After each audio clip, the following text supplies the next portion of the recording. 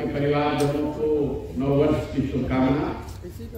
इतनी ठंड में आप आए हैं, इसके लिए आपका तहे दिल से आभारी हूँ, आपको धन्यवाद कर रहा हूँ। जैसा कि आपको पता है 2 अक्टूबर से जल सुराग अभियान के तहत हम लोग एक पदयात्रा कर रहे हैं। पश्चिम चंपारण गांधी चिहरा आश्रम से पदयात्रा 2 अक्टूबर को हम लोगों ने शुरू की है और करीब 100 दिन होने को आ गए। पहले पश्चिम चंपारण में 48 दिन थे, उसके बाद से आपके जिले पूर्वी चंपारण में मैं घूम रहा था, बीच में शिवहर भी 8-9 दिन शिवहर में भी था और अभी 5-7 दिन और इस जिले में रहूंगा। 15 जनवरी को मैं गोपालगंज पहुंचना है मुझे, तो अभी यहाँ पर 3-4 दिन और रहेंगे। इस प्रेस वार्ता में मैं संक्षिप्त में अपनी अभी तक के जो मेरे अनुभव रहे हैं वो आपसे साझा करना चाहता हूँ आपकी अनुमति से, और उसके बाद आप जो भी सवाल जवाब करना चाहें उसका स्वागत है। करीब 100 दिन पैदल चलने के बाद जो बिहार के लोगों से मिलने, सैकड़ों गांव पंचायतों में जाने के बाद जो बात समझ में आ रही है, यहाँ बेरोजगारी और पलायन लोगों की नजर में सबसे बड़ी बिहार की समस्या आज बेरोजगारी और पलायन है। अब आप ये कह सकते हैं कि इसके लिए गांव में जाने की क्या जरूरत है, पैदल चलने से बिना चले बगैर भी लोगों को मालूम है कि बेरोजगारी बहुत है, पलायन की समस्या बड़ी समस्या रही है दशकों से। लेकिन जब गांव में हम लोग चले हैं तो इसकी विकरालता का, इसके सामाजिक, राजनीतिक, आर्थिक पहलुओं की समझ देखने को मिली। बिहार के ज्यादातर गांवों में मेरा अपना अनुमान हम लोगों का है कि करीब आधे से ज्यादा नवयुवक, काम काज करने वाले एज ग्रुप के जो लड़के हैं वो बाहर मजदूरी करते हैं। मजदूरी करने के लिए उन्होंने अपना गांव देहात शहर छोड़कर बाहर के राज्यों में जाकर वो मजदूरी करते हैं। पश्चिम चंपारण में जो स्थिति दिखी, कमोवेश वही स्थिति पूर्वी चंपारण में भी। दोनों जिलों में जो बाढ़ और कटाव से प्रभावित एरिया है, वहां पर पलायन की समस्या उन इलाकों के मुकाबले जहां बाढ़ नहीं आता है थोड़ी ज्यादा बदतर है। जहां बाढ़ आता है या नदियों के कटाव का मामला है, वहां पर तो पलायन की स्थिति बहुत ज्यादा खराब है। तो सबसे बड़ी समस्या अगर आप मेरे से पूछेंगे, अभी तक लोगों ने जो बताया, जो देखने को मिला, समझ में आया, वो है बेरोजगारी और पलायन। दूसरी जो सबसे बड़ी समस्या है वो है खेती किसानी करने वाले लोगों की। बिहार का एक बड़ा तबका खेती पर निर्भर है। किसानों की यहाँ जो हालत है, कोई भी व्यक्ति, कुछ एक बड़े किसानों को अगर आप छोड़ दें तो वो किसानी करके, खेती करके अपनी जीविका चला ले, परिवार चला ले, ये संभव नहीं दिखता है। ज्यादातर लोग सब्सिस्टेंस फार्मिंग, जो जीने खाने के लिए जो खेती होती है वही करते हैं, उतना ही उपजाते हैं जिससे उनके बाल बच्चों को खाना मिल जाए। इसकी एक बड़ी वजह यह है कि बिहार में 91%, यह आंकड़ा आपसे साझा कर रहा हूं, 91% किसान ऐसे हैं जिनके पास 1 हेक्टेयर से कम जमीन है, बिल्कुल मार्जिनल किसान है। जो लोग किसानी करते हैं उनकी सबसे बड़ी समस्या बिहार में जल संसाधन की कोई व्यवस्था न होना। या तो लोग बाढ़ से प्रभावित हैं या उनके पास सिंचित भूमि नहीं है, सिंचाई की सुविधा नहीं है। दोनों चंपारण में एक नई बात जो समझ में आई, यहाँ पर पहले इन जिलों में नहरों की सुविधा थी। बहुत बड़े भूभाग में नहरों का निर्माण था, जब नहर थे वहां सिंचाई नहरों के जरिए होता था। लेकिन रख रखाव के अभाव में बहुत सारे ऐसे कैनाल जो पहले से बने हुए थे, जहां जिनसे खेतों की सिंचाई होती थी, वो बंद पड़ गए हैं या वहां से अब सिंचाई की सुविधा नहीं रहे। जमीन पर इस चीज को देखने के बाद हमने इसको बिहार के स्तर पर देखा और समझने का प्रयास किया, तो पता चला कि पिछले 10 साल में, और ये आंकड़ा आपको ध्यान रहना चाहिए, पिछले 10 साल में बिहार में सिंचित भूमि, एस्योर्ड इरिगेशन वाली जमीन 11% से कम हो गई है। सिंचाई की सुविधा बढ़ी नहीं है, 11% से वो जो भूमि है वो कम हो गई है। और उसकी एक वजह वो सीधे प्रमाण के तौर पर चंपारण में दिखा कि पहले से जिस जमीन में एस्योर्ड इरिगेशन था, नहर की सुविधा थी, नलकूप की सुविधा थी, वो रख रखाव के अभाव में अब एस्योर्ड इरिगेशन उस जमीन में रही है। दूसरा जो बाढ़ प्रभावित एरिया है वो तो आपको मालूम ही है, पश्चिम चंपारण में जो नेपाल से नदियां आती हैं, पूर्वी चंपारण में फ्लैश फ्लड जिसको आप कहेंगे, इसका कॉन्सेप्ट यहाँ नहीं है। जो बरसाती नदी अचानक से नेपाल से आने वाली नदियों में पानी का बढ़ना, नदियों का अपना धारा अपनी जो अपना रास्ता है उसका बदलना, उससे होने वाले कटाव, ये सामान्य बात हर दूसरे तीसरे पंचायत में आपको देखने को मिलती है। दूसरी जो बड़ी समस्या किसानों के लिए के साथ यहाँ पर है वो खाद बीज का समय पर, सही क्वालिटी के खाद और बीज का समय पर न मिल पाना। अभी तो हम लोग यूरिया के को लेकर हाहाकार है। धान जब मैं पहले मैंने चलना शुरू किया तो उस समय धान के लिए लोग यूरिया खोज रहे थे। अभी गेहूं की बुआई हो गई है तो हर गांव में, हर प्रखंड में किसानों ने, उनके परिवारों ने ये बताया कि यूरिया 500 से लेकर 1200 रुपए तक लोगों ने खरीदा। यूरिया का बड़े पैमाने पर नेपाल शिफ्ट होना, यूरिया के कुछ मात्रा का अवैध शराब को बनाने में इस्तेमाल होना, और इन दोनों के ऊपर यहाँ के अफसरों का या जो खाद के व्यवसाय में जुड़े हुए लोग हैं उनके द्वारा कालाबाजारी, ये तीनों का संयुक्त परिणाम है कि लोगों को खाद समय पर नहीं मिल रहा है। जो मिल भी रहा है तो 500 से 1200 रुपए तक उनको पैसा देना पड़ रहा है। जो नेपाल से जितना लगता हुआ एरिया, जो जितना सीमावर्ती एरिया है, जितना नेपाल के करीब है, उतना ज्यादा यूरिया की किल्लत है। तीसरी जो सबसे बड़ी बात है कि अगर सिंचाई की सुविधा न होने के बावजूद, खाद बीज न मिलने के बावजूद किसान जो यहाँ फसल पैदा कर रहा है उसका उचित भाव न मिल रहा है। दोनों ही चंपारण में गन्ने की खेती एक बहुत बड़ा लोगों के लिए कैश क्रॉप, आमदनी का साधन था। चीनी मिलों के बंद हो जाने से गन्ने की खेती करने वाले लोगों की संख्या में बहुत कमी आई है। शिवहर में भी ये दिखा। लेकिन जो उससे बड़ी समस्या है कि जो मिल चल भी रहा है, जो गन्ना उत्पादन हो भी रहा है, तो तीनों जिलों में मुझे जो समझ में आई बात कि अभी 3 तरह के गन्ना का उत्पादन लोग कर रहे हैं। उसमें जो कैटेगरी 1 है गन्ना, जिसको मिल वाले कैटेगरी 1 कह रहे हैं, जिसको प्राथमिकता के आधार पर जिसकी खरीद होती है अच्छे दाम पर, वो दाम भी यूपी के मुकाबले 60 रुपए क्विंटल कम है। और गन्ने की खरीद में जो हेराफेरी है, जो जालसाजी है, उसका कोई समाधान नहीं है। हर ट्रेलर पे करीब 5 से 7, 8, 10 क्विंटल तक वजन में हेराफेरी है। रसीद के जरिए, पर्ची के जरिए जो मिल गन्ने की खरीद करते हैं, उसके जगह पर सरकार ने कागजों पर मोबाइल के जरिए मैसेज की व्यवस्था की है। लेकिन जहां तक किसानों का सवाल है, खासकर छोटे किसानों का, वो आज भी गन्ना बेचने के लिए बिचौलियों के माध्यम से ही मजबूर है। यही हाल धान, गेहूं, दूसरे फसलों का भी है। जब मैं चल रहा हूं पिछले 3 महीने से, तो इसी समय में धान की कटाई हुई है और धान की जो बेचने की कीमत लोगों ने बताई वो 1200 से 1600 रुपए तक एवरेज है। ऐसे लोग भी मिले हैं 1100, 1150 में बेचे हैं, जो बिल्कुल गरीब लोग हैं। कुछ जो बहुत बड़े किसान हैं 1500, 1550, 1600 तक में उन्होंने धान बेचा है। पश्चिमी चंपारण में ये औसत 1200 से 1400 था। पूर्वी चंपारण में ये औसत 1200 से 1600 लोग बता रहे हैं।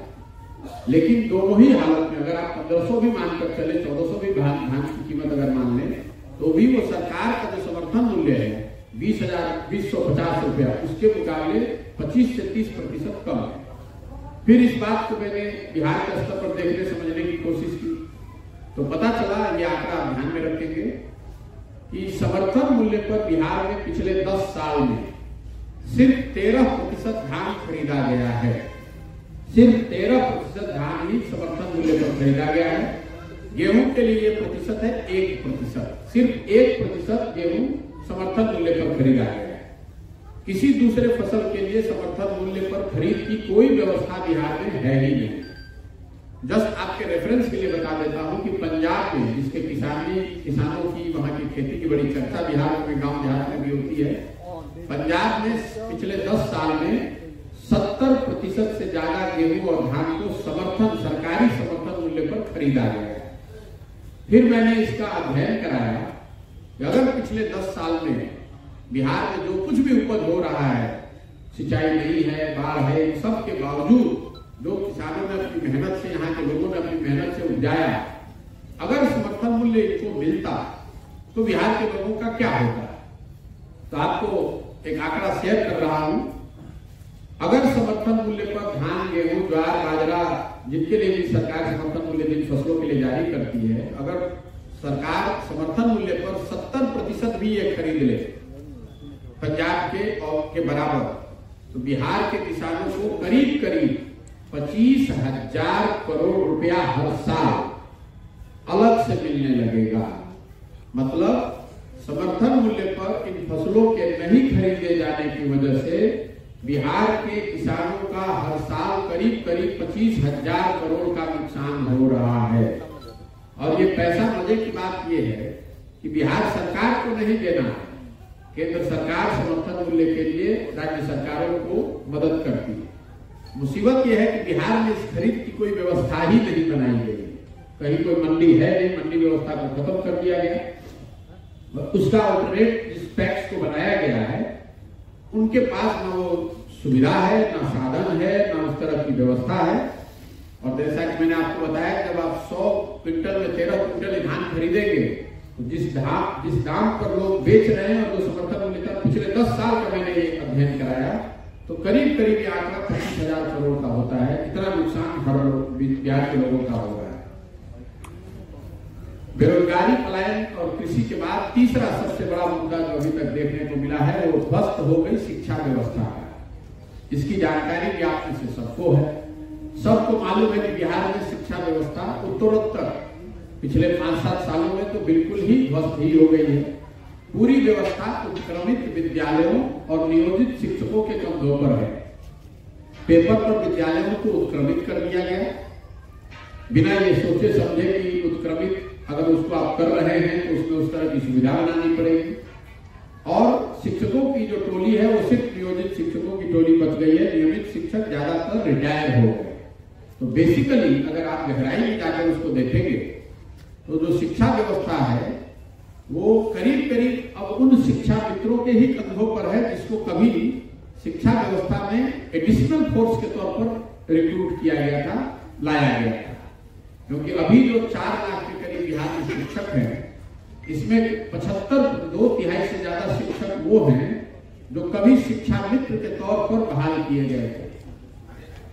बिहार में शिक्षा व्यवस्था के ध्वस्त हो जाने की एक बड़ी वजह जो मैं जमीन पर देख पाया, वो है फिजिकल इंफ्रास्ट्रक्चर शिक्षकों और बच्चों का समायोजन का ना हो पाना।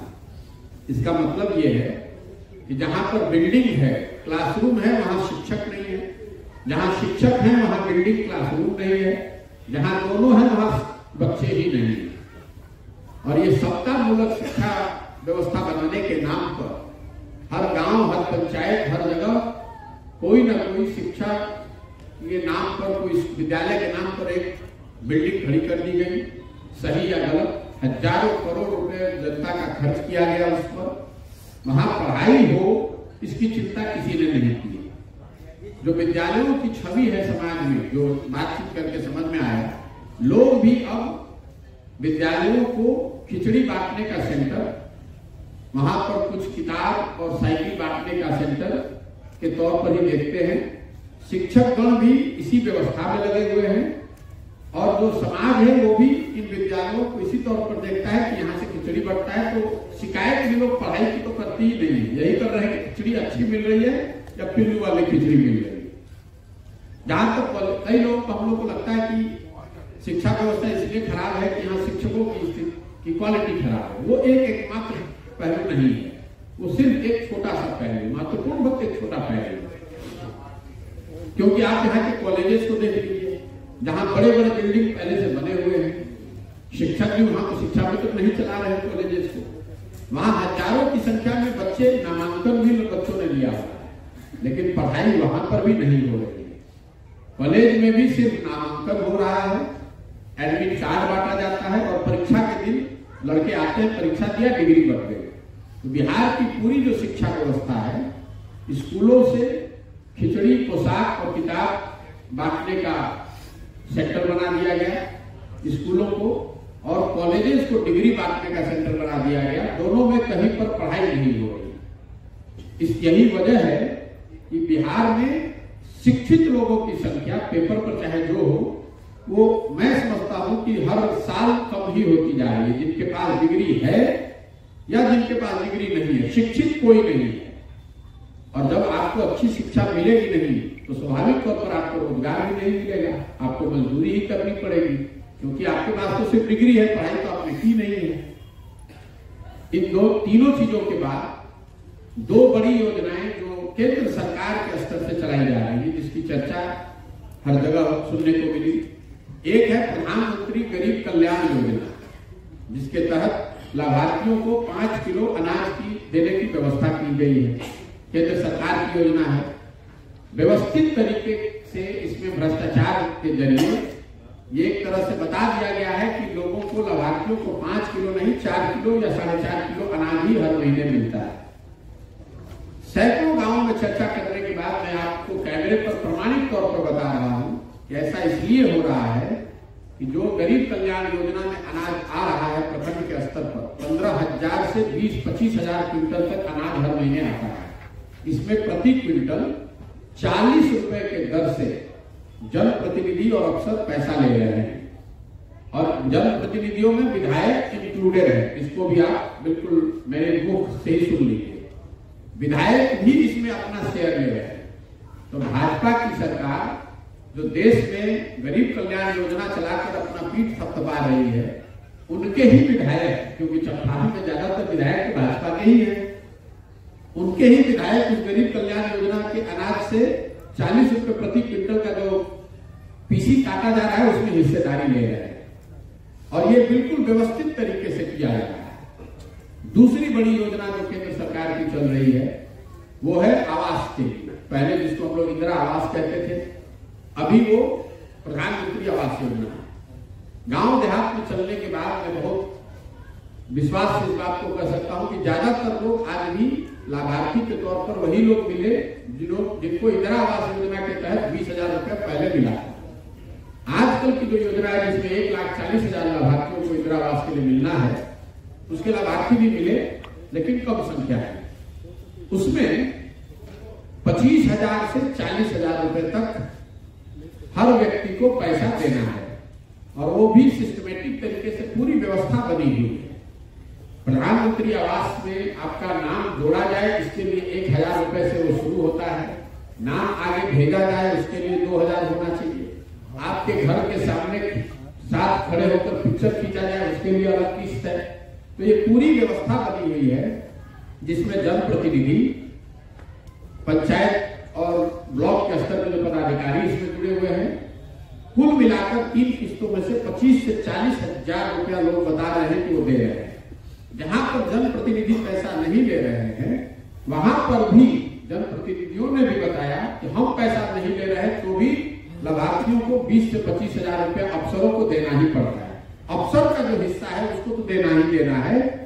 25,000 लगेगा कि 40,000, ये इस पर निर्भर है कि जनप्रतिनिधि जो लोकल है वो कितना पैसा इसमें ले रहा है।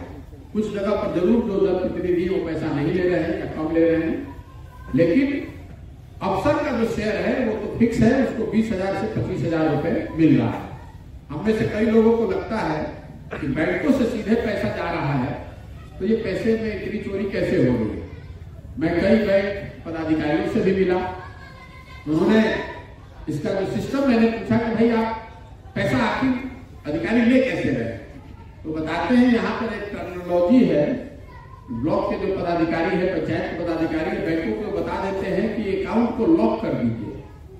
मतलब एक किस्त जब जारी हो गई, हिस्सा मिला तो पहला किस्त जारी हुआ, जब दूसरा किस्त तब जारी होगा जब उसको हिस्सा पहुंच जाएगा। जब तक हिस्सा उसको नहीं पहुंचेगा तब तक अकाउंट को लॉक करके रखा जाएगा। तो मैं, और इसका तो जितनी बार बैंक में अकाउंट लॉक होता है उसका रिकॉर्ड है, क्योंकि अकाउंट लॉक हुआ और जब अकाउंट खोला जाता है तो उस पर पेनल्टी लगता है 100 रुपए का। तो अगर कोई चाहे तो इसको बैंकों से ब्रांच में निकाल सकता है कि हर अकाउंट को कितनी बार लॉक किया गया है और कितनी बार उसको रीओपन किया गया है, क्योंकि बैंक में इसका रिकॉर्ड है। और ये लॉक क्यों किया गया है? क्योंकि कर्मचारियों को, अधिकारियों को उनके हिस्से का पैसा नहीं मिल रहा है। जब वो पैसा पहुंचता है तो अकाउंट को अनलॉक किया जाता है और दूसरी किस्त जारी की जाती है। तीसरी बड़ी योजना जो केंद्र सरकार की है, जो पूरे देश में चर्चा में रही है, बिहार में भी लागू है, वो है शौचालय की, स्वच्छ भारत अभियान की। पेपर पर बिहार के भी ज्यादातर गांवों को ओडीएफ घोषित कर दिया गया है। दोनों चंपारण में ओडीएफ कंप्लीटली पास है। खुले में शौच आज भी ज्यादातर गांव की सच्चाई है। मैं पहले भी चल रहा हूं तो बहुत कम ही ऐसे गांव ऐसे मिले हैं जहां पर गांव से निकलते हुए आपको नाक पर गमछा नहीं बांधना है। खुले में शौच हर जगह सच्चाई है। और लोग बता रहे हैं कि ये हर घर में जो शौचालय की योजना है, इसमें 2000 प्रति लाभार्थी पैसा लिया गया है। पैसा 2000 रुपया दे दीजिए, 12000 रुपया आपको शौचालय बनाने के नाम पर मिल गए। शौचालय आपने बनाया नहीं बनाया, उसका इस्तेमाल कर रहे हैं नहीं कर रहे हैं, इसकी कोई ना इस पर किसी ने चिंता की है ना इस पर कोई कार्रवाई की है। और ये पैसा भी बड़े पैमाने पर अधिकारियों के स्तर पर लिया गया है। इसमें जनप्रतिनिधियों की इतनी भागीदारी नहीं रही है। शौचालय का पैसा लोग बता रहे हैं कि सीधे तौर पर अधिकारियों ने लिए। इसका भी अगर सरकार चाहे तो जो भी डीएम रहे हैं, हम लोग कहते हैं कि भाई कैसे पकड़ा जाएगा। जिसने भी ओडीएफ कराया है, जिसके कार्यकाल में ओडीएफ हुआ है, उस पर कार्रवाई होनी चाहिए कि अगर इतने बड़े पैमाने पर आपने पैसे बांटे, ओडीएफ घोषित करा दिया और वहां पर शौचालय बने ही नहीं तो किस। और जहां तक मेरी जानकारी है, पूरे बिहार में किसी भी कर्मचारी पर ओडीएफ शौचालय के अंतर्गत कोई कार्रवाई नहीं की गई। तीन ये जो बड़ी सरकार की, केंद्र सरकार की योजना चल रही है। इसके बाद चौथी एक योजना जो बिहार सरकार की बड़ी भूमिका है, उसमें वो मनरेगा की। हम लोग की अपनी सोच रहती है कि चूंकि बिहार में इतनी गरीबी है, ज्यादातर लोग मजदूरी करते हैं, तो मनरेगा एक बड़ी सोशल सिक्योरिटी का जरिया है लोगों को रोजगार मुहैया कराने के लिए। मेरी अपनी सोच थी कि हर जगह मुझे मनरेगा के लोग काम करते दिखेंगे। मनरेगा की हालत यह है कि दोनों तीनों जिलों में मनरेगा को लोग करीब करीब भूल ही गए। मनरेगा का कोई काम करता हुआ, कहीं कोई काम होता हुआ मुझे दिखा नहीं। जब मैंने उसको देखा समझने के लिए भाई मनरेगा में कोई काम क्यों नहीं हो रहा है, तो पता चला कि बिहार के स्तर पर बिहार सरकार का मनरेगा यूटिलाइजेशन है 40%। मतलब 100 रुपया अगर बिहार सरकार को मनरेगा के जरिए मजदूरी या रोजगार देने के लिए दिल्ली से मिल सकता था, तो बिहार सरकार ने सिर्फ उसमें 40 रुपया, एग्जैक्टली 39 रुपया लिया है, 39% लिया है। और उसमें भी जिस जिले में आप बैठे हैं, पूर्वी चंपारण में मनरेगा का यूटिलाइजेशन है 33%, बिहार में सबसे कम। ये उस राज्य और उन जिलों की स्थिति है जहां लोग रोजी रोजगार के लिए 10,000 रुपए के लिए अपना घर परिवार छोड़कर महीनों तक देश के किसी कोने में जाने को तैयार हैं। वहां की व्यवस्था में हम लोगों की चमड़ी इतनी मोटी हो गई है कि हम लोग 6,000 से 8,000 रुपया हर साल दिल्ली से ला ही नहीं रहे हैं मनरेगा के तहत लोगों को देने के लिए। जो पैसा मनरेगा का यहाँ आ रहा है 40%, करीब करीब 4,000 करोड़ रुपया हर साल, उसमें पीसी का दर है 40%। 40% के दर से मनरेगा में पीसी काटा जा रहा है। तो बिहार के लोगों को रोजगार मनरेगा के तहत 10,000 से 12,000 करोड़ रुपया मिलना चाहिए। ये सारा गुणा गणित के बाद 1,600 से 2,000 करोड़ रुपया उनको मिल रहा है। ये पिछले साल का आंकड़ा है। आप चाहेंगे तो पिछले 10 साल का भी आंकड़ा आपको दे दूंगा। इसके बाद 2 योजनाएं जो बिहार सरकार की बहुत बड़ी है। एक योजना नल जल की, जो 7 हिस्से का हिस्सा है, जिसके बनने में मैं भी शामिल था। इसकी बड़ी चर्चा भी होती है। नल जल योजना में पश्चिम चंपारण के मुकाबले पूर्वी चंपारण में स्थिति मुझे थोड़ी बेहतर दिखी। पश्चिम चंपारण में 90% नल जल योजना नहीं काम कर रही है। करीब करीब 100 में 10 योजना ही कहीं चलती हुई मुझे दिखी। पूर्वी चंपारण में मैं वो संख्या 25 से 30% रखूंगा। एकदम से काउंट करना तो संभव नहीं है, लेकिन औसतन 10 में 2 या 3 नल जल योजना चलती हुई कंडीशन में मिली। लेकिन यहां पर भी करीब करीब 75%, 2/3 नल जल योजना चल रही है। दूसरी एक बहुत बड़ी योजना 7 हिस्से की मिस्त्री, जिसकी आप लोग ज्यादा चर्चा नहीं करते, वो है हर गांव की नली और हर गांव में नलियों और गलियों का पक्कीकरण। जहां तक मुझे याद है, जब 7 हिस्से बन रहा था तो उसमें सबसे ज्यादा पैसा इसी मद में खर्च किया जा रहा था। 2014-15 के अनुमान के अनुसार बिहार के सारे गलियों, गांव की गलियों और नालियों के पक्कीकरण के लिए 80,000 करोड़ रुपया की जरूरत बताई गई थी और इसके प्रावधान की बात कही गई थी। गांव में घूमने पर इसकी ना कहीं कोई चर्चा है, ना कहीं किसी गली का पक्कीकरण मैंने देखा। नालियों की जो पक्कीकरण की बात है, आज भी नाली 2014 में जब हम लोग 7 हिस्से बना रहे थे, जो सर्वे कर रहे थे, उसमें नालियों की समस्या बहुत बड़ी समस्या के तौर पर आई थी, इसीलिए 7 हिस्से का उसको हिस्सा बनाया गया था। आज भी वो स्थिति कमोवेश वही बनी हुई है। नाली गली के पक्कीकरण के नाम पर कुछ गांव में मुझे बड़े नाले रोड के किनारे बने हुए दिखे। वो दिखाता है कि इसके नाम पर पैसा निकालकर बंदरगाह हुआ है, लेकिन जो योजना थी कि गांव में हर घर के नाली को इस बड़े नाले से जोड़ा जाएगा और बड़े नाले से पानी को ले जाकर उसके विस्तारण की व्यवस्था की जाएगी, वो मुझे अभी तक एक भी गांव में नहीं दिखा है। जहां पर ये नाली बनाई गई है, वो सड़कों के किनारे कुछ बना दिया गया है, उसमें कूड़ा करकट भर गया है, उसमें कोई नाली के तौर पर उसका उपयोग नहीं हो रहा है। गलियों के पक्कीकरण की तो कहीं मुझे कुछ मतलब उसका कोई सुराग ही नहीं है। गलियों की हालत बहुत खराब।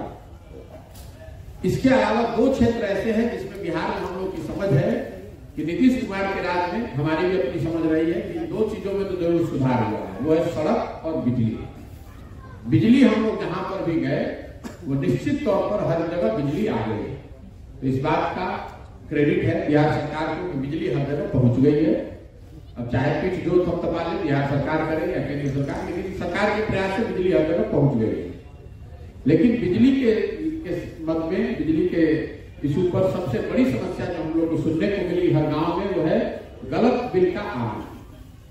2000 से 1 लाख, 1.25 लाख रुपए तक बिल वाले लोग भी हमें मिले। ऐसे लोग भी मिले जिनके 2 बल्ब जलाने, जिनका ऐसा मानना है कि वो 2 बल्ब जला रहे हैं, उनका बिल 6,000 आ रहा है, 8,000 आ रहा है। बड़ी संख्या में ऐसे लोग मिले जिनको 60,000, 70,000 का बिल आ रहा है। कुछ ऐसे लोग भी मिले जिनको 1 लाख से ज्यादा का बिल आया। कई गांवों में ऐसे परिवार मिले जिनके बिजली का कनेक्शन बिल ज्यादा आने और न भुगतान करने की वजह से काट दिया गया है। कुछ ऐसे भी लोग मिले जिन पर फौजदारी का केस हो गया, वो घर द्वार छोड़कर भाग गए हैं। लेकिन ज्यादातर लोग बड़े और गलत बिल के चक्कर में लोग अदालतों का या ये प्राइवेट जो कंपनियां हैं बिजली वितरण वाली, इनके ऑफिस का चक्कर काट रहे हैं। सड़क को लेकर नेशनल हाईवे जरूर बेहतर है, स्टेट हाईवे पर भी सुधार दिखा, लेकिन ग्रामीण सड़कों की स्थिति मैं 2000 के दौर में यहाँ यूएन में काम करता था, 2-3 साल मैंने यहाँ काम किया है। उस समय हम लोग गाँव में जाते थे, लेकिन इतने बृहद स्तर पर तो नहीं गया हूँ। लेकिन जो लोग बता रहे हैं और जो मेरी समझ है, ग्रामीण सड़कों की स्थिति कमोवेश वही है तो लालू जी के जंगल राज में होती है। ग्रामीण सड़क बिल्कुल सिरे से नहीं, जहां बनी भी है वो उखड़ उखड़ के खत्म हो गई है।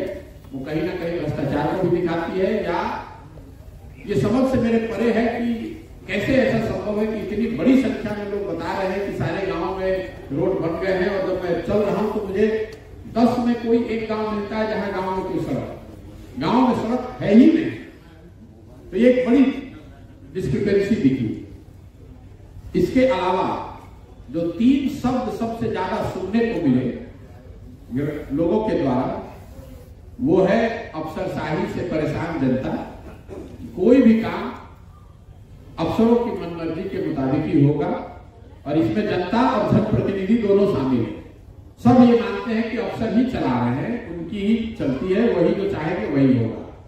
दूसरा शब्द जो सुनने को मिला वो है भ्रष्टाचार। किसी गांव, किसी ऑफिस में, किसी भी कार्यालय में, सरकार के किसी भी काम में बिना पैसा दिए काम नहीं हो सकता है।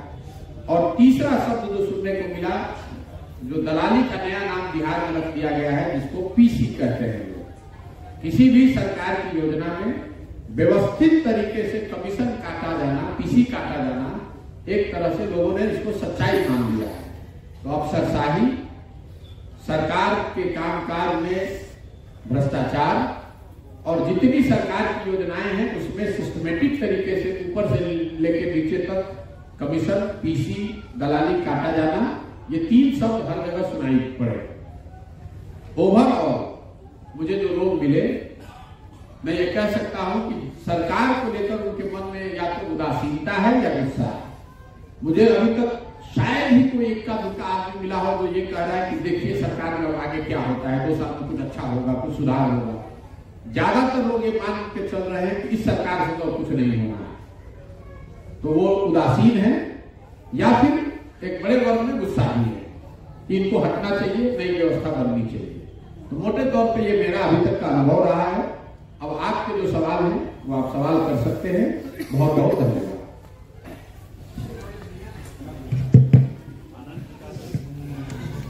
जिसको पूछना है पूछिए। प्रकाश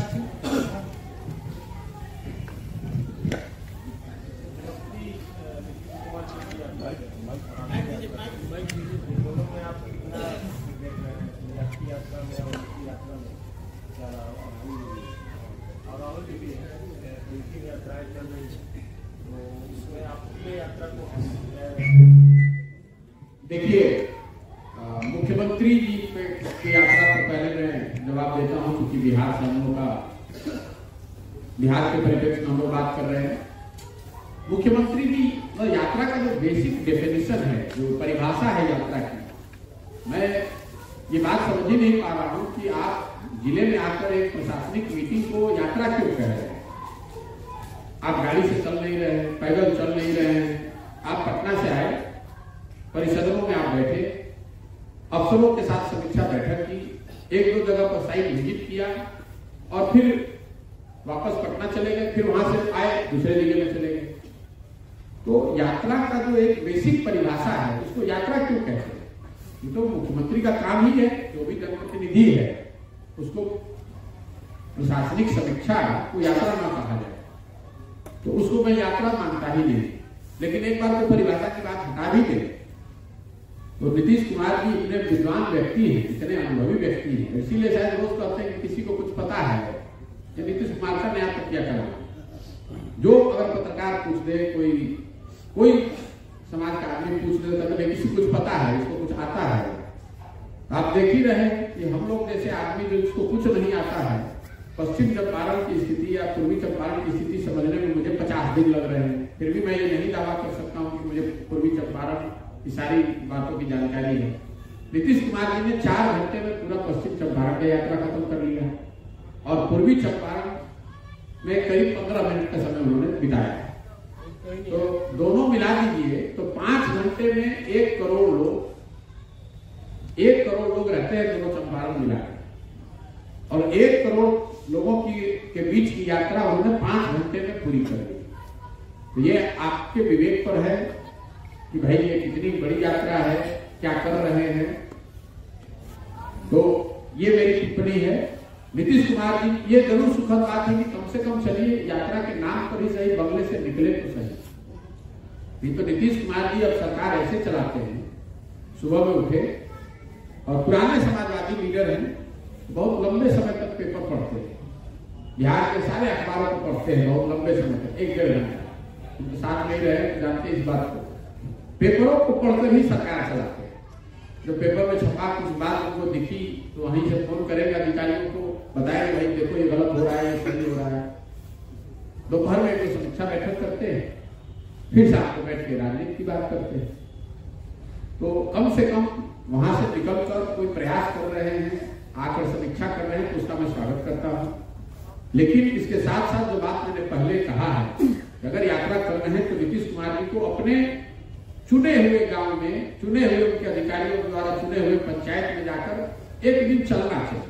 गाड़ी से ही चले, सुरक्षा के साथ चले, पैदल चलना तो संभव ही नहीं उनके लिए, जरा चल कर दिखा दे। किसी एक पंचायत को जिसको प्रशासन यहां समझता है कि इस पंचायत में बड़ा अच्छा काम हुआ है, उस पंचायत में मुख्यमंत्री को कैमरे पर चुनौती दे रहा है कि आप एक पदयात्रा करके अपने सुरक्षा बलों के साथ, अपने काफिले के साथ एक पंचायत में चलकर दिखा, तो आपको दिख जाएगा जमीन पर क्या स्थिति है। लोग आपके प्रशासन से, आपके सुशासन से कितना खुश है और आपकी सरकार लोगों को का काम कितना कर पा रही है। जहां तक आपने राहुल जी की यात्रा के विषय में बताया, ये बहुत बड़े लोग हैं। कांग्रेस इतनी बड़ी पार्टी है, वो देश के स्तर पर बहुत बड़ा प्रयास कर रहे हैं। हम लोग, हमारे लिए किलोमीटर करना, उनका एक फिक्स रूट है, उनको 3500 किलोमीटर चलना है और 3500 किलोमीटर में उन्होंने कन्याकुमारी से कश्मीर तक पहुंचना है और उसको वो करीब 6 महीने में कर रहे हैं, 180 दिन में करेंगे। आप देख रहे हैं कि मैं जो कर रहा हूं पदयात्रा, मेरे लिए किलोमीटर का कोई महत्व नहीं है, मेरे लिए दिन भी फिक्स नहीं है। मैं पश्चिम चंपारण में, पूर्वी चंपारण में 25-25 दिन मेरा अनुमान था कि हम यहाँ आएंगे, 250-300 किलोमीटर चलना पड़ेगा। हम ऑलरेडी 1000 किलोमीटर चल चुके, 100 दिन हो गए यहाँ। तो मेरे लिए यात्रा सिर्फ माध्यम है समाज को निचले स्तर पर समझने का, उनके साथ उनकी समस्याओं पर चर्चा करने का, उन लोगों से मिलने का जो इसको सुधारने में मदद कर सकते हैं। सिर्फ रोड पर चलने से, अगर मैं पूरा चंपारण, पूरा बिहार पैदल चल दूं तो मुझे कोई ओलंपिक में रिकॉर्ड तो बनाना नहीं है।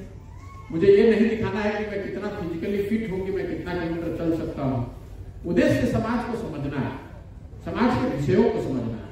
उद्देश्य ये है कि इसको सुधारने के लिए कुछ योजना बनाई जाए, कोई कार्यक्रम बनाया जाए, उन लोगों को के विचारों को सुना जाए जो इनसे प्रभावित हैं, जो इसकी सुलझाने में मदद कर सकते हैं।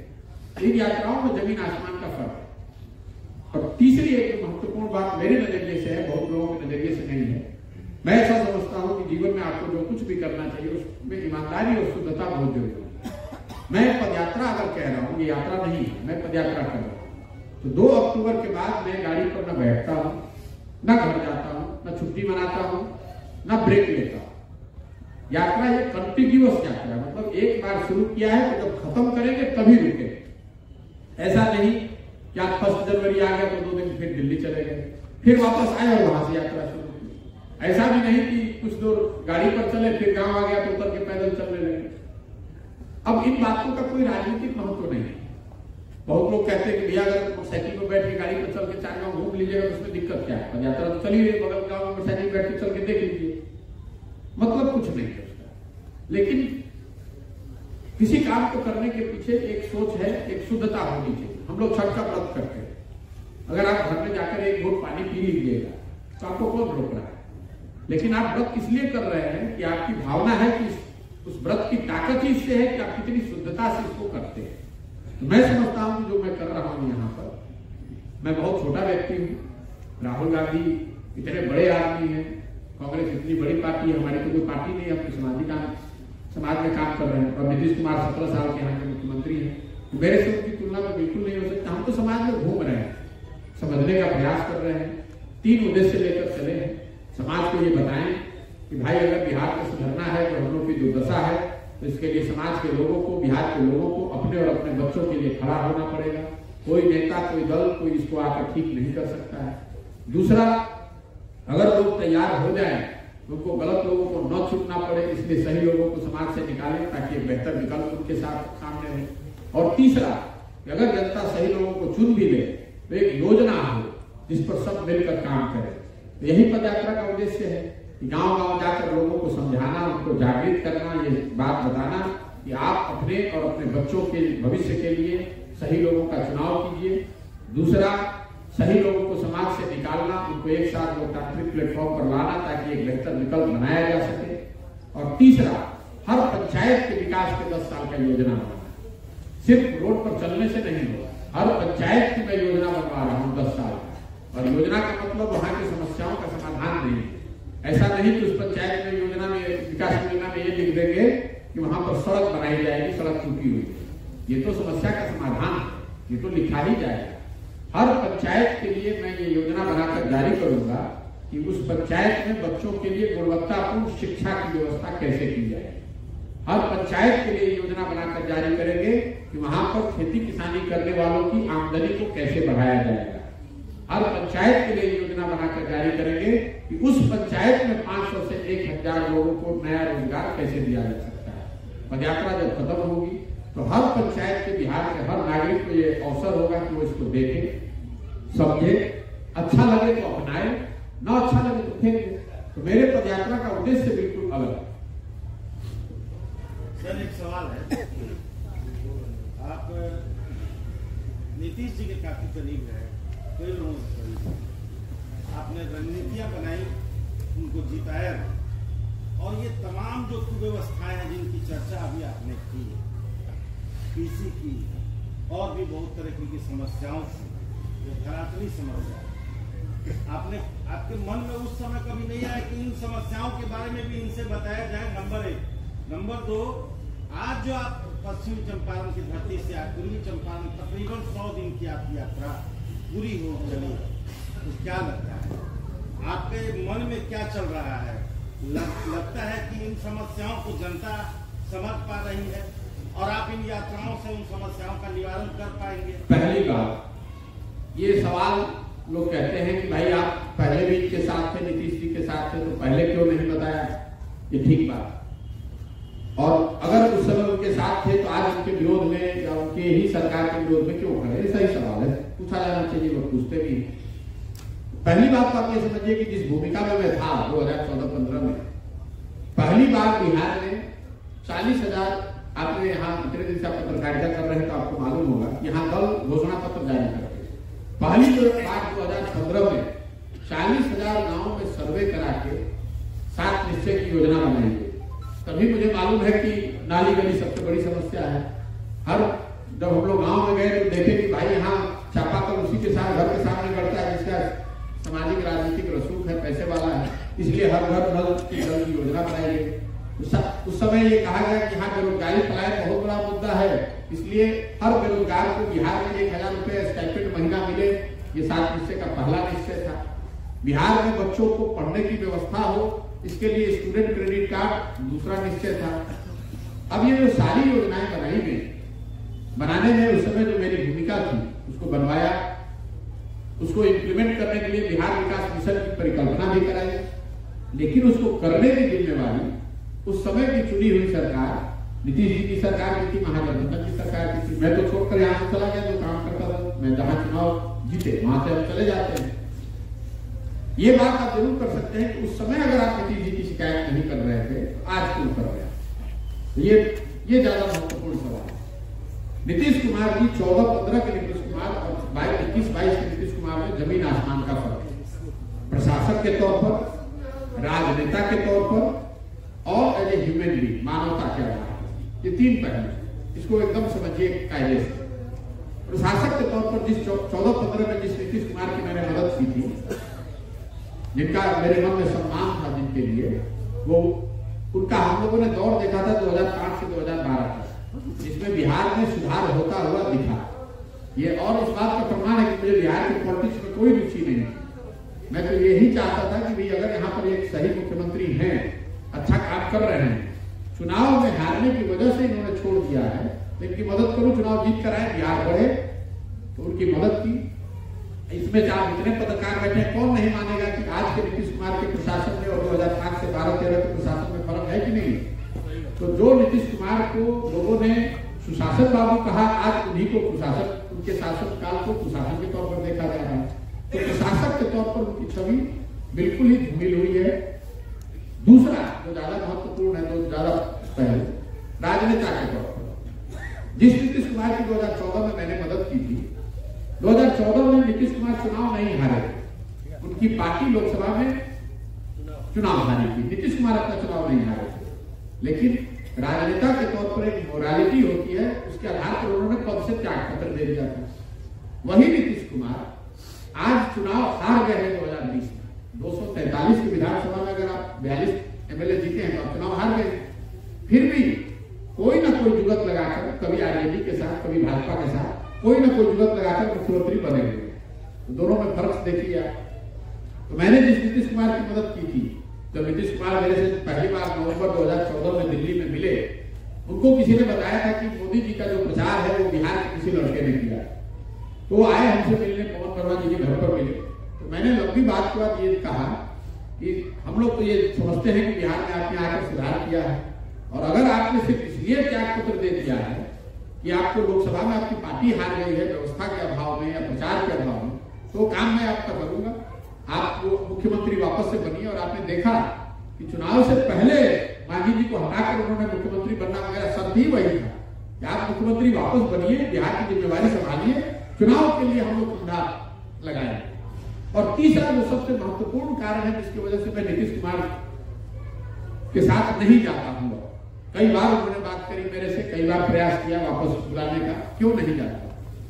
नीतीश कुमार 2014-15 में जिस नीतीश कुमार की मदद हमने की थी, ये वो नीतीश कुमार है जो गैसल में आसाम में एक रेल दुर्घटना हुई थी, वाजपेयी जी तब प्रधानमंत्री थे, 290 लोगों की मृत्यु हुई थी। रेल मंत्री रहते हुए लाल बहादुर शास्त्री के बाद नीतीश कुमार दूसरे लीडर थे जिन्होंने पद से इस्तीफा दे दिया था। वाजपेयी जी ने उस समय इनको मना भी किया कि इस्तीफा की जरूरत नहीं है, आपने इस्तीफा दे दिया, मैंने स्वीकार कर दिया, आप काम कीजिए। फिर भी नीतीश कुमार का वक्तव्य ये था कि अगर 290 लोगों की मृत्यु हो गई है तो मैं कैसे रेल मंत्री रह सकता हूं। आज वही नीतीश कुमार है, कोरोना के काल में हजारों लोग बिहार के उनकी दुखद मृत्यु हो गई। हम लोगों ने देखा करीब 3 महीने तक बिहार के बच्चे, बिहार के लड़के पूरे हिंदुस्तान में मारे मारे फिरते रहे और इन्होंने कोई प्रयास नहीं किया उनकी मदद के लिए या उनको सहायता देने के लिए। शब्द से भी, मुंह से भी उन्होंने अपने बंगले से बाहर निकलकर उसके लिए कोई प्रयास करना उचित नहीं समझा। जिस दिल्ली में सबसे ज्यादा बिहार के लोग फंसे हुए थे, वहां बिहार सरकार के 3 भवन हैं, 20 से ज्यादा पदाधिकारी हैं, कुछ नहीं करते। नीतीश कुमार अगर 10 अधिकारियों को वहां बैठा देते कि भाई वहां से बस से लोगों को बैठा कर बिहार आने दो, तो कितने हजार लोगों की परेशानी कम हो जाती। ये वही नीतीश कुमार है, कैसे आप उनकी मदद कर सकते हैं।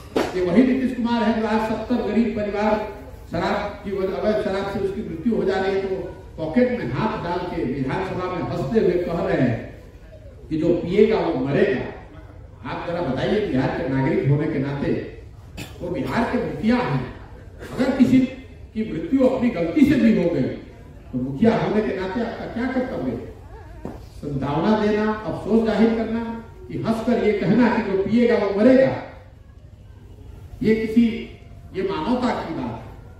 तो नीतीश कुमार 14 के और नीतीश कुमार 22 के दोनों में जमीन आसमान का फर्क है, प्रशासक के तौर पर, राजनेता के तौर पर और एज ए ह्यूमन बीइंग, इसलिए उनका विरोध कर रहे हैं। और अंतिम बात समझिए, लोकतंत्र आपको क्या बताता है? आप किसी पर भरोसा करके किसी को नेता मानकर उसको वोट देते हैं, 5 साल के लिए देते हैं, इस आशा अपेक्षा के साथ देते हैं कि वो आपकी आशाओं पर खरा उतरेगा।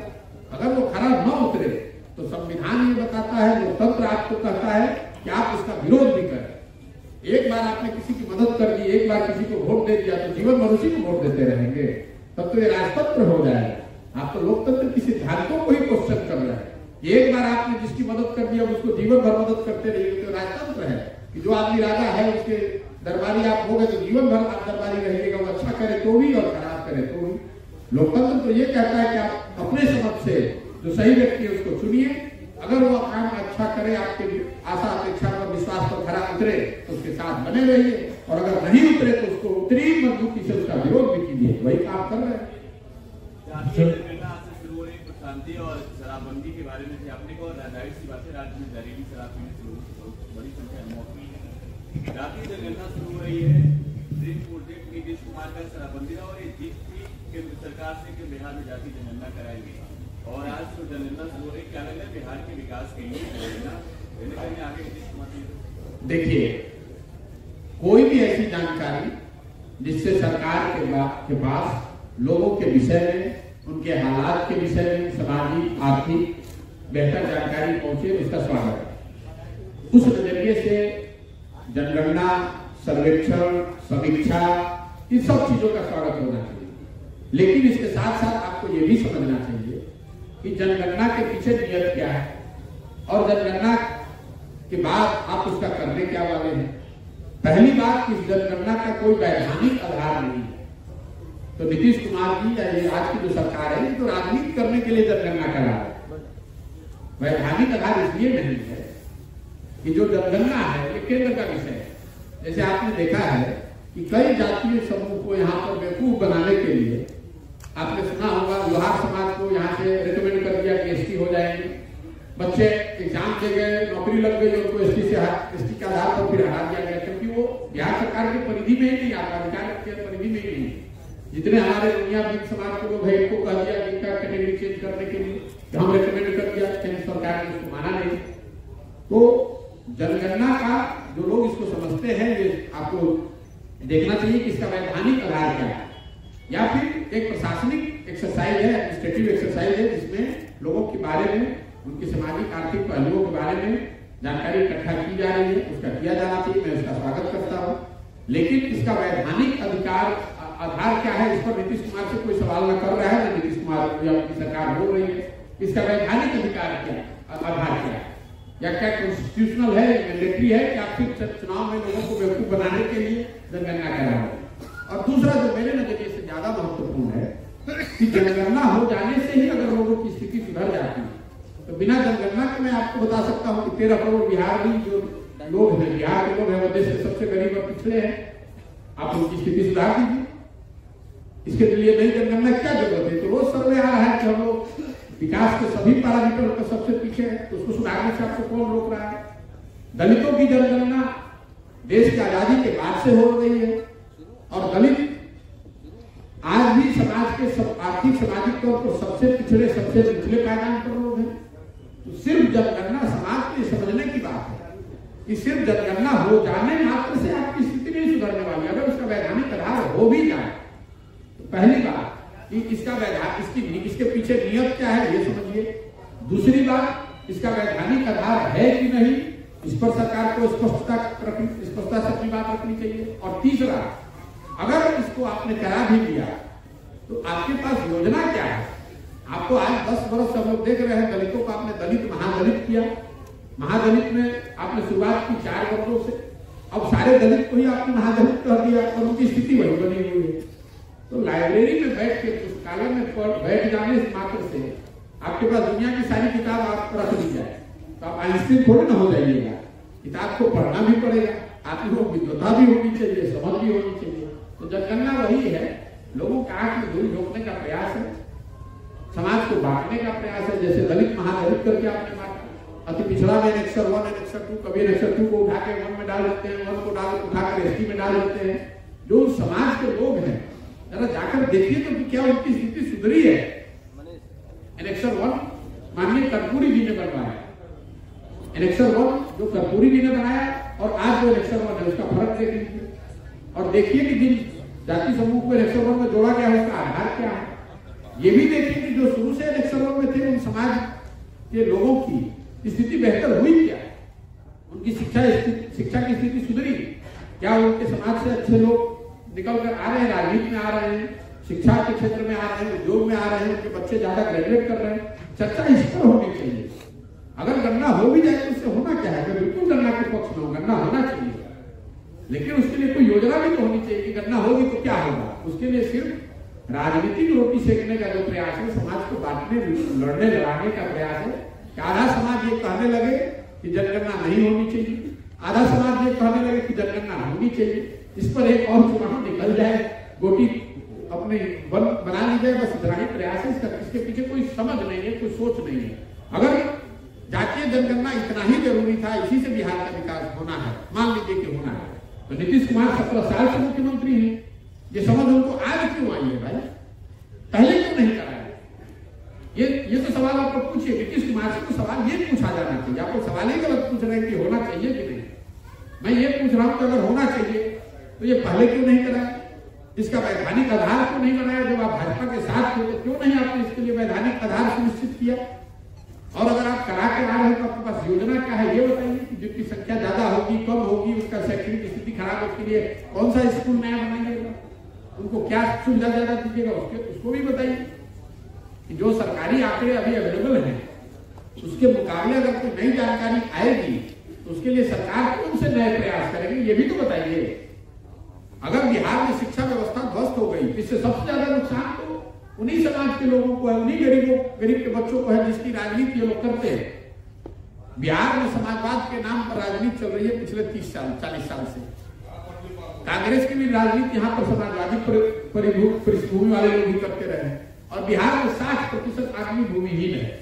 किसी ने भूमि सुधार की बात कही है क्या बिहार में? आप बताइए तो। पूरे देश में 38% लोग भूमिहीन है। बिहार में भूमिहीनों की संख्या 60%। बिहार में भूमि सुधार की चर्चा लालू जी की पार्टी ने कभी की? भूमि सुधार की चर्चा नीतीश कुमार ने कभी की या कांग्रेस ने कभी की है? और ये लोग समाजवाद की बात कर रहे हैं, ये दबे कुचलों की बात कर रहे हैं, ये भूमिहीनों श्रमिकों की बात कर रहे हैं। तो क्या बात करेंगे? 40 साल बिहार में समाजवाद के नाम पर गरीबी का बंटवारा हुआ है, लोगों को जाति समूह में बांटकर अपनी रोटी सेकी गई है।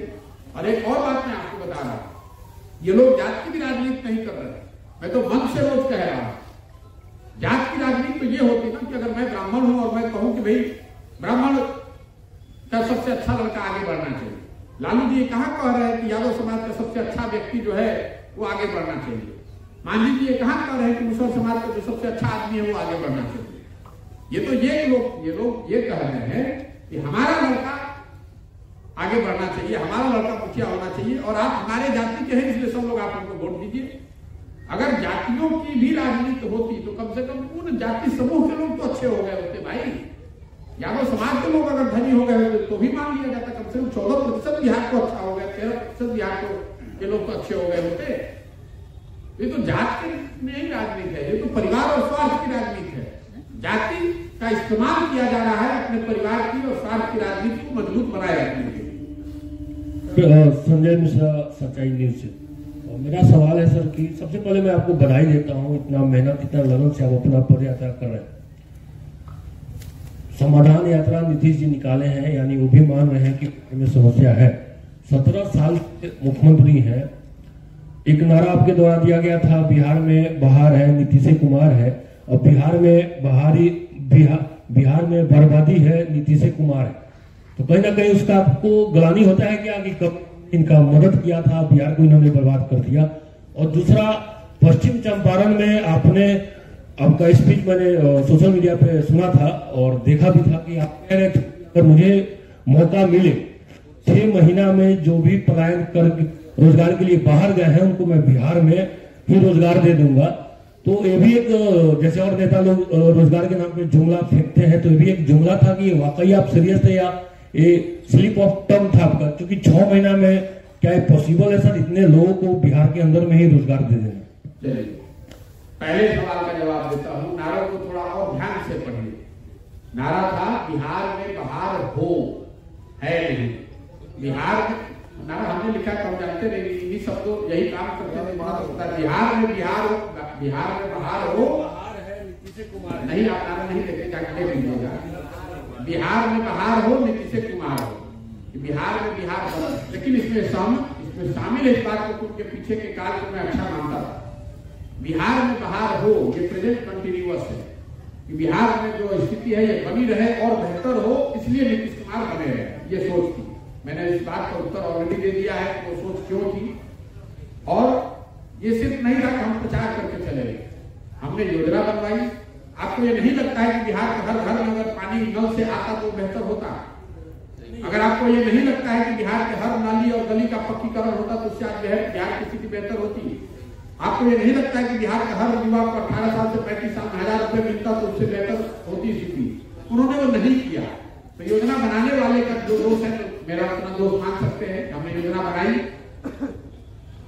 उतना दोष हमारा है, इसीलिए उसका प्रायश्चित कर रहे हैं, मान लीजिए इस बात को। दूसरा, आपने कहा नहीं, बिल्कुल मैं जुमलेबाजी नहीं करता। आप इस बात को खूब गंभीरता समझिए। पहली बात कि मैं नेता नहीं, मैंने कोई दल नहीं बनाया। मैंने कहा है कि बिहार में अगर जनसुराज जनता की सरकार कभी बनती है तो 6 महीने से साल भर के भीतर जितने भी लोग बाहर हैं उन सबको ये अवसर दिया जाएगा कि अगर वो चाहें तो वापस आकर यहाँ उनको उतने पैसे का रोजगार मिल जाएगा। और बिल्कुल किया जा सकता है। मैंने अपने ओपनिंग रिमार्क्स में कहा कि हर पंचायत में, वो तो मैंने आपको कहा जुमला, हर पंचायत में 500 से 1000 नए रोजगार की बात मैं कर रहा हूं, उसकी योजना बना रहा हूं। रुक जाइए, बात ये नहीं कह रहे हैं कि 10 लाख नौकरी दे देंगे। जब पदयात्रा खत्म होगी तो आप जिस पंचायत से आते हैं तो आपको ये बताएंगे कि 1000 रोजगार आपके पंचायत में क्या करने से आएगा। ये नहीं कहेंगे कि 1000 रोजगार मिल जाएगा। और हमारा ये अनुमान 1000 का संख्या इसलिए नहीं 1000 आपको गोल बढ़िया दिख रहा है। एक पंचायत में 1000 लोगों को अगर आप वापस ले आते हैं, इससे ज्यादा की संख्या ऐसी नहीं है जो वापस आना चाहते हैं। ये हम लोग का अभी तक का अनुमान है कि जिस पंचायत में भी आप जाएंगे तो वहां पहले चरण में, क्योंकि दूसरे चरण में और लोग आएंगे तो शायद यहाँ के बिजनेस करना चाहते हैं, जो डिस्ट्रेस माइग्रेशन का लेवल है, मैंने कहा कि करीब 50% लोग जो नवयुवक हैं वो बाहर काम कर रहे हैं। एक पंचायत की जनसंख्या कितनी है? नहीं 12,000 है, 10,000 12,000 पंचायत है। अगर जनसंख्या उतनी है तो काम काजी एज में उसका करीब 25% लोग होंगे। 18 साल से 50 साल की एज ग्रुप में करीब 3,000 लोग होते हैं। उस 3,000 में से 50% मैंने कहा कि लोग बाहर, अनुमानतः लोग बाहर हैं। मैं अगर 1000 हर पंचायत में रोजगार कर दिया जाए तो 7% लोग वापस आ जाएंगे। तो हम ये कहां कर रहे हैं 1000 रोजगार दे देंगे? जो मैंने कहा उसको मैंने आपको नंबर से जोड़ दिया आपके सामने। ये नंबर हवा में नहीं है। पंचायत का जो पॉपुलेशन है उसमें जो नवयुवकों की संख्या है, उसमें जो लोग बाहर गए हैं, वो संख्या पंचायत की जनसंख्या के आधार पर 500 से 1000 के बीच में होती है। क्योंकि हर वो व्यक्ति जो बाहर गया वो मजबूरी में नहीं गया है, कुछ मजबूरी में गए हैं, उनको वापस आने की जरूरत है। कुछ लोग यहाँ जब सहूलतें बढ़ेगी तब आएंगे, लेकिन अगर आप 500 से 1000 लोगों को वापस लाकर रोजगार दे दें तो वो करीब सारे लोग जो मजबूरी में बाहर गए हैं वापस आ सकते हैं। अब आपका ये सवाल जरूर होना चाहिए कि 1000 रोजगार मिलेगा कैसे? उसी की योजना को बनाकर जारी करेंगे। अभी चुनाव में आकर घोषणा पत्र नहीं बनाएंगे, हर पंचायत में बताएंगे कि 1030 लोगों को रोजगार यहाँ जलकर से मिलेगा, 50 लोगों को रोजगार यहाँ ये लॉजिस्टिक कोल्ड स्टोरेज से मिलेगा, 70 लोगों को रोजगार यहाँ पशुपालन से मिलेगा। वो बनाकर पूरा योजना हर पंचायत का जारी करेंगे। उसको देखिएगा, समझिएगा, ठीक लगेगा तो मानिएगा, नहीं ठीक लगेगा फेंक दीजिए। योजना बनाना और धरातल पे लाना, योजना तो नीतीश कुमार भी बनाई थी, हर घर में योजना। नीतीश कुमार ने योजना भी नहीं बनाई, आपको यही नहीं सरकार ने नहीं, नीतीश सरकार ने नहीं बनाई, आपकी मदद से बनाई, उन्हीं की सरकार में वो आप बात नहीं समझ रहे। आप सरकार को बहुत बड़ा मानते हैं। 7 निश्चय नीतीश कुमार ने, उनकी सरकार ने या प्रशांत किशोर ने नहीं बनाया। 40,000 गांव में हमने सर्वे कराया, लोगों ने बताया, लोगों ने, आप लोगों की समझ को कम करके आते हैं, आप मतलब हम लोग सब लोगों ने बताया कि हमारी समस्या ये है। आपको उसकी पृष्ठभूमि भी बता देते हैं। 2015 के चुनाव में भाजपा ने, मोदी जी ने 1 लाख करोड़ से ज्यादा का पैकेज घोषित किया। तो हम लोगों ने जाकर गांव में पूछा कि आपको ये 1 लाख करोड़ का पैकेज चाहिए कि कुछ दूसरा चाहिए? तो ज्यादातर लोगों ने कहा कि पैकेज वैकेज नहीं चाहिए, तो बुझाइए नहीं रहा कि जीरो कितना है, हमको नाली चाहिए, हमारे बच्चों को रोजगार चाहिए, हमारे बच्चों की पढ़ाई की व्यवस्था चाहिए, हमारा गली और नाली ठीक होना चाहिए। लोगों ने जो बताया उसके आधार पर बनाया है। आप ये कह रहे हैं कि जो योजना आपने ही बड़ा अच्छा बनवाया इम्प्लीमेंट नहीं है, तो इसका मतलब कि फिर योजना नहीं बनाई ही ना जाए। नया और सिर्फ मैं योजना नहीं बना रहा हूं, मैंने 3 बात कही। जनता को जागृत करना कि सही लोगों का चुनाव हो, योजना बनाने और इम्प्लीमेंट करने की जिम्मेवारी अच्छे लोगों की है, तो अच्छे लोगों को चुनकर लाना और साथ साथ इस योजना को उसके साथ जोड़ना। योजना जब अब चूंकि आपने बात उठाई है इम्प्लीमेंटेशन की, तो आपको ध्यान होना चाहिए। 2015 में मैंने बिहार विकास मिशन की परिकल्पना भी की थी।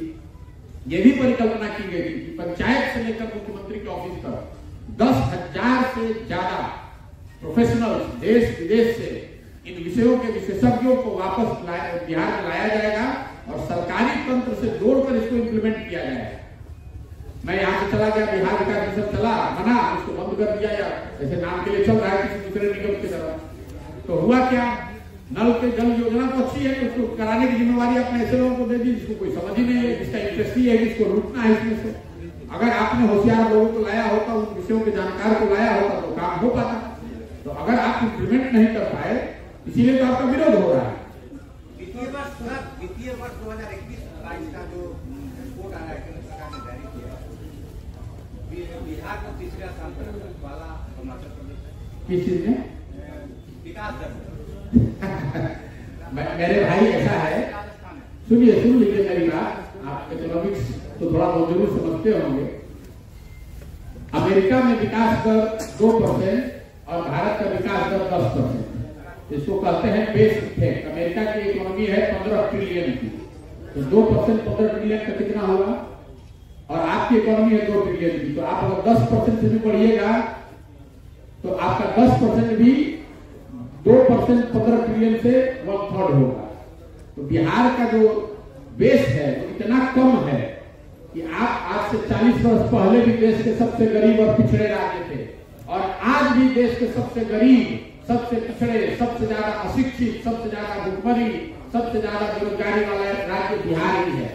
28वें नंबर पर जब मैंने बात बिहार की शुरू किया था तो यही बात समझाने की कोशिश की थी कि आप अपने सोए हुए थे जग गए, इसका मतलब ये थोड़ी है कि आप दौड़ने लगे, लोग तो दौड़कर बहुत आगे निकल गए।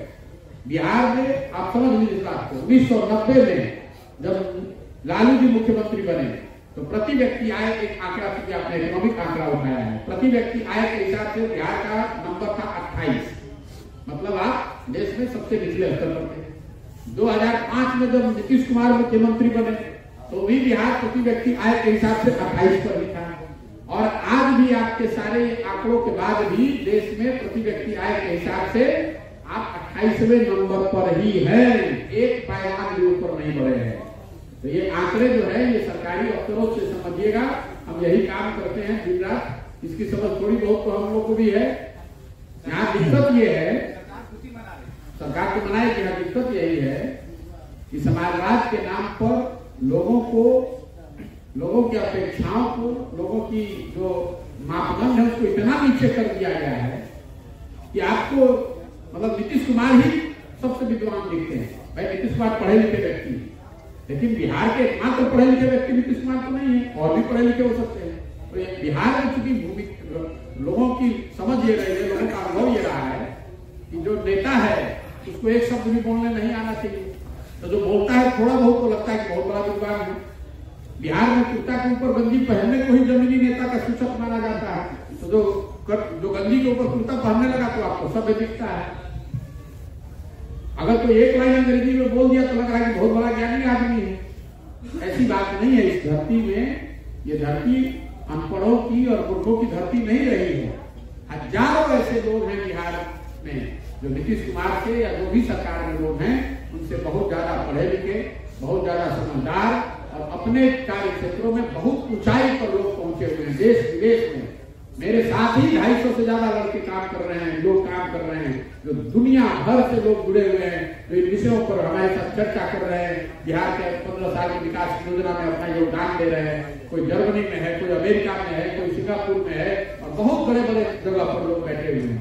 मैं चूंकि आपने संदर्भ उठाया है, मैं कैनेडी स्कूल में बोलने जाता हूँ, कोविड से पहले जाता था, वहां पर आपको जानकर आश्चर्य होगा, हार्वर्ड कैनेडी स्कूल में अमेरिका में मेडिकल कॉलेज जो है वो अमेरिका के लहजे से भी सबसे अच्छा मेडिकल कॉलेज माना जाता है। उस मेडिकल कॉलेज के डिपार्टमेंट में एक बायोटेक्नोलॉजी का डिपार्टमेंट है। बायोटेक्नोलॉजी की उसकी रैंकिंग उस डिपार्टमेंट की दुनिया में नंबर 1 है। वहां पर 32 लड़के जब मैं गया था बिहार के तो काम कर रहे हैं, 32 लड़के बिहार के वहां काम कर रहे हैं। तो बिहार के लड़के खाली मजदूरी नहीं कर रहे हैं।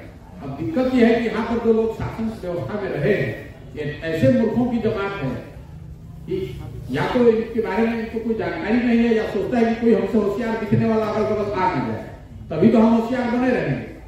भाई नीतीश कुमार क्यों चाहते हैं कि फिर से आरजेडी की सरकार बन जाए? कभी आपने सोचा है आप इस पर? ना, इसलिए चाहते हैं। नीतीश कुमार जी को कोई तेजस्वी से सिंपैथी नहीं है, ये भ्रम में मत रहिएगा। आप नीतीश कुमार को नहीं जानते। वो इसलिए चाहते हैं, प्रमोट नहीं कर रहे हैं, इसलिए चाहते हैं कि जनता जीवन भर ये याद रखे कि फिर से जब जंगल राज होगा तो फिर कहेगा किससे बढ़िया तो नीतीश कुमार है। ये नीतीश कुमार की अपनी विंडिक्टिवनेस है कि हमको तुम 40 को उतार दिए हो, तो देखो ऐसा करके जाएंगे कि तुम हमको फिर याद करोगे कि देखो हम ही इससे बढ़िया तो नीतीश कुमार है। नीतीश कुमार की पूरी राजनीति इसी पर चली है कि आरजेडी के टाइम में बहुत खराब था, हमारे टाइम में कम खराब है। नीतीश कुमार गवाही नहीं करते हैं कि बहुत अच्छे हैं। नीतीश कुमार खुद ही कह रहे हैं कि हम बिहार सबसे गरीब राज्य है। नीतीश कुमार ने कहा दावा किया कि हम देश का सबसे अमीर राज्य बन गए, खाना बनाने की कोशिश कर रहे हैं। नीतीश कुमार हमेशा यही कहते हैं कि आरजेडी के टाइम में बहुत खराब था, हमने उस खराब स्थिति को बेहतर किया, मतलब उसको कम खराब किया है। तो मैं आपको व्यक्तिगत तौर पर जितना मैं नीतीश कुमार को समझता हूँ उसके आधार पर बता दे रहा हूँ, आप हेडलाइन बना लीजिए। इसलिए नीतीश कुमार आरजेडी के लीडर को बढ़ा रहे हैं ताकि उनके जाने के बाद, जिसके बाद उनको नहीं बढ़ाना उनको भी मालूम है, तो जनता फिर जब जंगल राज आ जाए वापस, ताकि इनकी लेगेसी बची रहे, लोग कहे कि भाई इससे बढ़िया तो नीतीश कुमार है। कोई बढ़िया आ जाएगा तो आदमी कहेगा कि नीतीश से छुटकारा मिला तो कोई अच्छा सरकार बन गया। तो इससे भी खराब सरकार होनी चाहिए ताकि कोई नीतीश कुमार को लोग यही कहे कि बहुत बढ़िया, देखिए कितनों खराब थे तो नीतीश कुमार ठीक थे। यही पॉलिटिक्स है, इस बात को आप समझिए। उनको कोई तेजस्वी यादव से प्रेम नहीं। हम नहीं जानते नीतीश कुमार और तेजस्वी यादव में क्या संबंध है, हमसे ज्यादा आप नहीं जानते होंगे। नीतीश कुमार तेजस्वी यादव के फैन हो गए हैं। अरे उनको ये उनकी सोची समझी रणनीति है कि अभी 25 तक रहना है तो इनको साथ में लाओ और जाने से पहले इस भस्मासुर को सर पर बैठा के जाओ ताकि बिहार की जनता भोगे, देखे और हमको याद करे कि भैया इससे बढ़िया तो वही था। ये उनकी समझ है। आपको जानते नहीं नीतीश कुमार को। मेरा एक सवाल है प्रशांत किशोर जी। चलिए, बहुत हेडलाइन आप बोलेंगे। आप एनालाइज कीजिएगा, राजनीतिक पत्रकार को समझ में आएगी आपको ये बात। अभी जो देश निराशाजनक दौर से गुजर रहा है, पॉलिटिशियन लोगों को अदला बदली, आया राम गया राम का सिस्टम है, पूरे देश का सिस्टम खराब है। तो उस दौर में आप एक आशा की किरण बन करके उभरे हैं और पूरा देश आपसे उम्मीद कर रहा है। हमको एक बात जानना है कि आजादी के 75 वर्ष के बाद जब देश ने सबसे अधिक जो बड़ा चीज खो दिया है वो है मूल्य। लोग आ रहे हैं, जा रहे हैं। आपने कहा कि नीतीश जी जो पहले थे अभी नहीं है, तो अभी ये जो सिस्टम जो अभी है, पूरी व्यवस्था खराब है, लचर गई है। ये जो 3 स्तंभ ध्वस्त हो चुके हैं, तो आप अगर कल राजनीतिक दल बनाते हैं और आपको शीर्ष पर बैठाया जाता है क्योंकि आपने वो किया है जो देश में आजादी के बाद किसी ने नहीं किया है। आप दरवाजे दरवाजे जाकर के समस्या को सुन रहे हैं, देख रहे हैं। गांधी जी भी किए, लेकिन वे घर घर नहीं गए, दरवाजे दरवाजे नहीं गए और उनका एक खास रूट था। तो आप एक नई चीज लेकर के आए हैं और व्यवस्था परिवर्तन के लिए आप प्रयत्नशील हैं। तो मूल्यों को पुनर्स्थापित करने के लिए आपके पास क्या कार्य योजना है? देखिए, आपने बहुत गंभीर सवाल उठाया है कि मेरे पत्रकार पूछते नहीं, लेकिन इंटरेस्ट का विषय है क्योंकि कोई पूछता नहीं है। 10 साल तक हमने जो काम किया और देश में उस विधा में जितने बड़े स्तर पर किया जा सकता है भगवान की कृपा से करने का अवसर मिला है। अपनी जो भी समझ थी, माता पिता का आशीर्वाद रहा है, भगवान की कृपा रही है, मेहनत करके उस जगह बनाई, किया, सफलता मिली। लेकिन मैंने वो अनुभव किया, दलों के साथ, नेताओं के साथ काम करके ये अनुभव किया कि जब नेता और दल जीतते हैं तो ये जरूरी नहीं है कि उससे व्यवस्था बदल जाए, उससे लोगों का भला हो। इसीलिए जब उस विधान में शिखर पर था, जब 2 मई 2021 को मैंने रिटायरमेंट किया, उस काम को छोड़ने की घोषणा की है, तो उस विधान में शिखर पे था। पंजाब, बंगाल और तमिलनाडु जीतने के बाद तो मैं चाहता तो 20 वर्ष वही काम करता, इसीलिए उस काम को छोड़ा। फिर 1 साल तक ये पूरे मंथन के बाद, सोचने समझने के बाद मैंने जीवन के लिए, अपने जीवन के लिए तय किया है कि नहीं, एक ऐसी व्यवस्था बनाएंगे जो आजादी से पहले कांग्रेस की व्यवस्था थी, गांधी जी की व्यवस्था थी, जिसमें समाज का हर वो व्यक्ति जो आजादी के लिए, देश के लिए कुछ करना चाहता है, उस व्यवस्था से जुड़कर अपना योगदान दे पाता था, परिवार, जाति, धर्म से ऊपर उठकर। वैसी अगर व्यवस्था बनाना है तो हमें समाज में जाकर काम करना होगा। ये प्रपोजल लेकर ही कांग्रेस के पास गए। आप में से कुछ लोग जरूर जानते होंगे कि मेरी कांग्रेस से लंबी चर्चा भी चली। मैंने उनको कांग्रेस का ब्लू, लोग कहते हैं कांग्रेस का ब्लूप्रिंट रिवाइवल का क्या किए थे, यही दिए कि आप अगर राजनीति में फिर से पुनर्स्थापित करना चाहते हैं तो समाज ही जरिया। राजनीति से समाज सुधरे नहीं सुधरे, समाज से राजनीति को सुधारा जा सकता है। जो हम अभी कर रहे हैं ये सामाजिक अभियान नहीं है, ये समाज के माध्यम से किया जाने वाला राजनीतिक अभियान। हम दल नहीं बना रहे हैं, लेकिन पहले समाज अगर नहीं तैयार होगा तो ये मेरा विषय है और मैं अपने जीवन के अगले 2 साल, 4 साल, 5 साल, 10 साल इसी में लगाना चाहता हूं कि बिहार में करके दिखाना चाहता हूं। अगर बिहार में ये हो गया तो पूरा देश इसको मानेगा। पूरा देश कैसे मानता है कि आज हम चुनाव प्रबंधन हमको आता है, हमने उसको करके दिखाया है। तो हमारे पास हम चाहे जितना भाषण दे रहे, लोग तो मानेंगे नहीं। लोग तो यही कहेंगे कि नहीं, जाति के आधार पर ही राजनीति होती है। लोग तो यही मानते हैं कि नहीं, इसी तरह की राजनीति होती है। तो मुझे इसको बिहार में प्रस्थापित करना है। इससे एक नया मॉडल बनेगा, नई राजनीतिक व्यवस्था बनेगी, बिहार का गौरव वापस आएगा। क्योंकि देश में के लोग ये मानेंगे कि जिस बिहार के लोगों को वो अनपढ़ और मूर्ख मानते हैं, उन लोगों ने एक ऐसी व्यवस्था बना दी जो देश में स्वतंत्रता के बाद किसी ने बनाई नहीं। तो उससे हम लोग का अपना गौरव वापस होगा और बिहार के विकास में एक बड़ा मूवमेंट शुरू होगा। ये तो होगा ही होगा। इसीलिए अपना जीवन का सब कुछ छोड़ के हम इतना बड़ा अभियान सरकार बनाने के लिए थोड़ी ना कर रहे हैं। तो आज नीतीश कुमार को सब होने के बाद आज फोन करेंगे तो कल हम अब सरकार में हमको पाइएगा। हमको कौन रोक रहा है बिहार में सरकार में आने से? एक बार नहीं, दो बार नहीं, नीतीश कुमार कई बार कर चुके। क्या दिक्कत है हमको वो करना ही नहीं है। तो बात आपने बताई, क्योंकि ये मूल में दिक्कत ये है बिहार में और बिहार के बाहर, और उसकी शुरुआत में बिहार से कर रहा हूं। और मेरी ऐसी सोच है, मेरी अपेक्षा है कि अगर इसको सफलतापूर्वक बिहार में करके हम लोगों ने दिखाया तो बिहार का गौरव, बिहार के लोगों के बारे में जो एक सोच है वो लोगों के देश के बाहर बदलेगा। इससे बिहार में एक ऐसी व्यवस्था बनेगी जो सामाजिक और प्रशासनिक दोनों स्तर पर देश में एक मॉडल बने। इसलिए वरना हम दल बनाकर भी ये काम कर सकते हैं। मैं ये कह रहा हूं कि नहीं, बिहार के लोगों में ये समझ है, जिसको आप जानते हैं कि जाति के ऊपर बढ़ ही नहीं सकता है, जिसको आप सबसे गरीब, सबसे निरक्षर मानते हैं, उस समाज के लोगों से मैं ये करवाऊंगा। इसीलिए मैं रोज कहता हूं कि मैं धन सुराज का नेता नहीं हूं, मैं इसका सूत्रधार हूं। मेरी जिम्मेवारी है कि इसको समाज को समझाकर चाहे जितनी मेहनत करनी पड़े। ये फर्श पर काई लगी हुई है, फर्श नहीं टूटा। काई को छुड़ाना है तो उसको बैठ के रगड़ कर छुड़ाना पड़ेगा। बिहार की जमीन में, बिहार के लोगों में वो ताकत है, वो समझ है। देश के 2000 साल के इतिहास में 1500 साल तक तो देश की राजनीति इसी जमीन से चली। यहाँ के लड़कों को राजनीति की समझ है।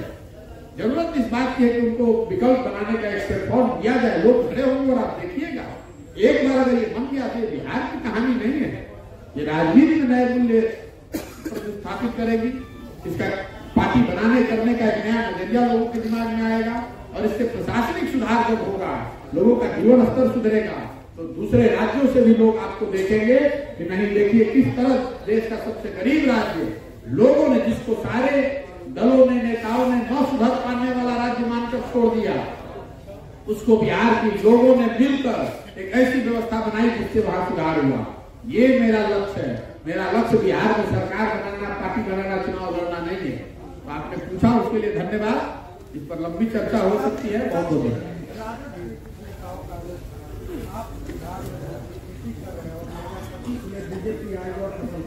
चलिए, राजद के नेताओं पर क्या कमेंट कीजिएगा। जो लोग 15 साल तक जंगल राज के द्योतक रहे हैं, वो लोग आज उनमें इतनी दृढ़ता है कि वो कह रहे हैं बिहार में सुशासन की बात। ये तो बिहार का दुर्भाग्य है, बिहार के लोगों का दुर्भाग्य है। किसी दूसरे राज्य में किसी ने अगर 15 साल वैसी व्यवस्था चलाई होती तो उस दल का नामो निशान मिट गया होता। वो लोग आज खड़े होकर कह रहे हैं कि हम बिहार में अच्छा राज कायम करेंगे।